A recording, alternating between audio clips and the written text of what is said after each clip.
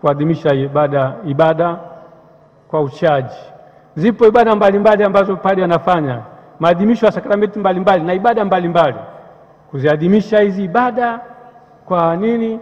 Kwa moyo wa uchaji, kwa moyo wa uchaji kabisa, vizuri kabisa, sio kufanya kiholela holela. Hapana, fanya hizi ibada vizuri kabisa kabisa.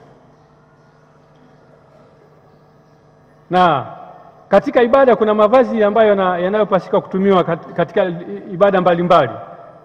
Basi unafuata huo utaratibu. Fuata huo utaratibu. Sio kama unavyotaka wewe mwenyewe. Au sio kwa sehemu fulani huko wamezoea, watu wameshakengeuka. Watu wameshakengeuka sehemu nyingine, basi unafuata hawa. Hapana. Usifuate mambo ya wale ambao wamekengeuka. Ibada ifanyike katika hali ya kiuchaji na ipasavyo. Haipendezi kwa mfano mtu labda padri unakuja katika ibada ya misa, alafu unaingia kanisani hapo umevaa ndala, mfano kitu kama umevaa ndala. Ndala ziko zinakaa bafuni. Unakuja umevaa ndala hivi. Au umevaa bukta tu na alafu baadaye kanzu hata suruali huna. Na unapotoka huko kwenye maandamano unakuja hivi, watu wanaona yule jamaa hajavaa suruali, amevaa tu bukta ndani. Watu wanaona.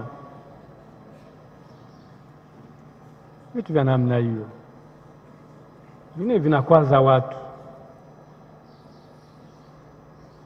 Kwa hiyo katika ibada kujitahidi kabisa kabisa, vizuri kabisa kabisa, kuwa smart katika ibada.